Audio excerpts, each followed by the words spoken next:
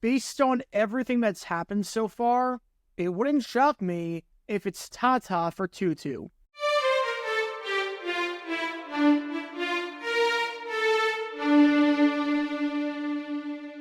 Welcome, everybody, to JG9 News, where we talk all things NFL all the time. I'm Jared Garrett, and I representing the 904 from the 602. And today, we are talking about this team behind me right here, the Los Angeles Rams, and a roster move that they could potentially be making before the start of the regular season, now that each team across the NFL has announced their 53-man roster and has made the necessary cutdowns to get to league compliance. And one of the things that the Rams could do is cut their second-round pick from the 2021 NFL Draft out of Louisville, Tutu Atwell.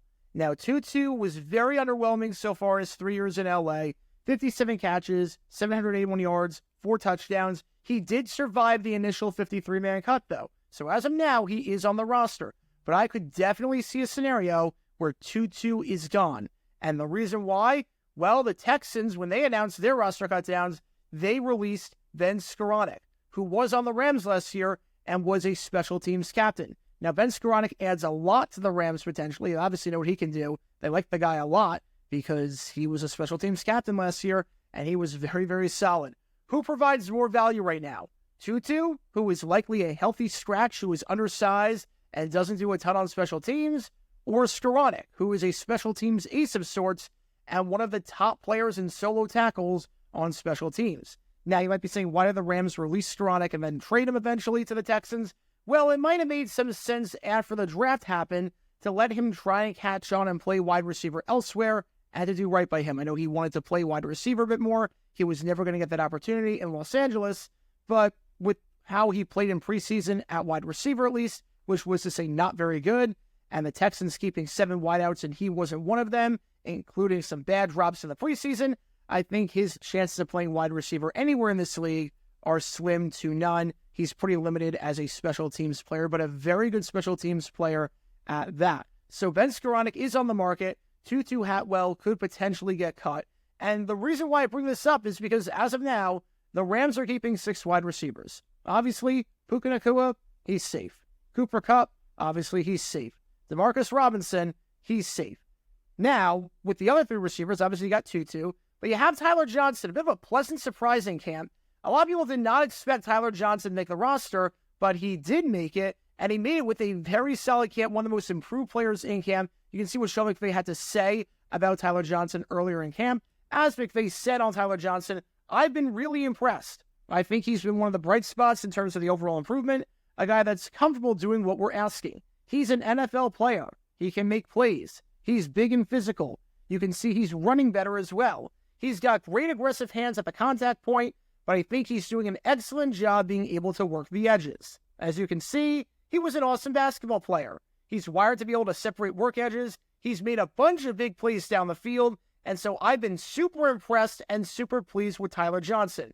He's definitely been one of the bright spots so far, without a doubt. So the Rams like Tyler Johnson. He made the team, and after a very good camp, it's no real surprise that he did. He adds some vertical threat. He adds a deep ball threat, a jump ball threat that the Rams might not necessarily have because of his big body and his big frame. Now, you also have Jordan Whittington, the 6th-round pick out of Texas. He had an incredible preseason. The first 2 games of preseason, he led the NFL in catches. 11 catches for 126 yards. He was targeted 17 times. He could be a gem this season. Obviously, he made the team after a great camp and a great preseason, and he's not going anywhere. But you look at Tutu Atwell, who right now is probably wide receiver 6. Whittington has beat out Atwell, and you think that Johnson's probably beat out Atwell as well. Atwell would likely be a healthy scratch for most of the games as things stand. With the way that Sean McVay talked about Tutu Atwell this offseason, it's not like the way he talks about Tyler Johnson. It's not like the way he talks about other players. It's like trying to fit a square peg in a round hole. Keep all this in mind. Sean McVay is an absolute mastermind. He knows what he's doing on the offensive side. He might be the most transparent coach in football. He is not afraid of letting people know what his strategy is and talking X's and O's and talking with reporters, being very open about that. If he is saying that he doesn't know what Tutu Atwell is, he genuinely doesn't know what Tutu Atwell is. He is so transparent, and the fact that McVay made these comments that we're about to dissect tells you everything you need to know because this is what McVay had to say just a few days ago about Tutu Atwell. When someone asked about his role in the team, McVay said, "It's to be determined. The value Tutu provides is that he knows, because he's so smart, he can play all three of our receiver spots, but it is to be determined, and the value that he provides are some of those traits and the understanding of where he fits, whether he's playing F, X, or Z." In other words, Sean McVay has no clue. Sean McVay has no clue whatsoever where Tutu Atwell fits in this offense and where he fits on this depth chart. He's not playing special teams. He didn't play a single snap on special teams last year. He hasn't played special teams or return punts, I should say, since 2021, and Kyron Williams is returning the punts this year in 2024. He had just 13 catches last year for 143 yards and no touchdowns over the final 11 weeks of the season. Obviously, he had that nice spurt at the start of the season, but after that, not a whole lot. 13 for 143 and no touchdowns over the final 11 weeks of the regular season. That's not very productive. Excluding the final game of the regular season, where the Rams clinched their seat over the 49ers and they played their backups because they had absolutely nothing to play for, Atwell played less than 15% of the offensive snaps in each of the final 5 games, including the playoffs. So, not counting the game against the 49ers, where the Rams had locked up the number 6 seed and they just rested everyone, taking a de facto bye week, he hasn't played. He did not play at the end of the season. He got buried on the depth chart, and he is buried on the depth chart even more so with the emergence of Tyler Johnson and the rise of Jordan Whittington after the great preseason he had. And like I said earlier, who provides more value? Ben Skoranek, a guy who can play special teams. Tutu Atwell can't play special teams. Or Tutu Atwell, who Sean McVay has no clue what he provides in the offense whatsoever. A guy who's pretty one-dimensional in terms of not being able to play special teams, and a guy that would likely be a healthy scratch more often than not, because most teams do not carry 6 receivers on the active roster for game day. Obviously, a lot of teams carry 6 receivers on the 53, but in terms of making scratches to get down to 46 for game day, a lot of teams don't carry 6 wide receivers, and Atwell will likely be a healthy scratch more often than not.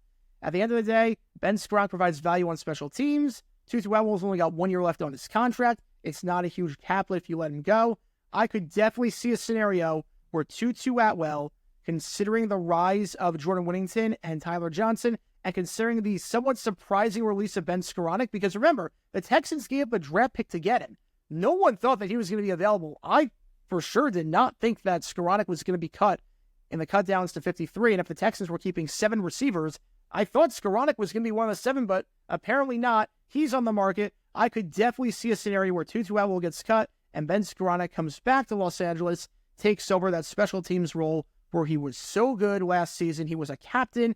He, at one point, was one of the top players in solo tackles on special teams. I could definitely see that being the case in Los Angeles with this team behind Murray here. And I could see Tutu Atwell, the former second-round pick, having to find work elsewhere. Again, just because you get cut down to the 53-man rosters on Tuesday doesn't mean that you're safe. Other teams are looking at the waiver wire. They're looking at other players and who got cut and other teams and their transactions. You're not safe yet. You're not safe yet until I'd say about 72 hours from now. After that happens, you're pretty safe and you're set in stone for the most part. But just because you survived the first wave, or the final wave, depending on how you want to look at it, doesn't mean that you're safe. And Tutu Atwell, I don't think he's safe based on everything that we've seen and everything we've heard thus far around the Rams and around the NFL.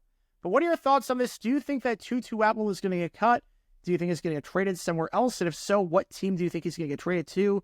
Or what team do you think he's going to play on? Do you think the Rams bring back Ben Skoranek, or do you think he goes elsewhere? Let me know your thoughts in the comments down below. And that's going to do it for this episode of JJ9 News. Be sure you like and subscribe. It helps the channel out a lot. And be sure to check my main channel, JR9, where we talk all things NFL history all the time. Until next time, this is JR9 signing off. And as always, go Jags.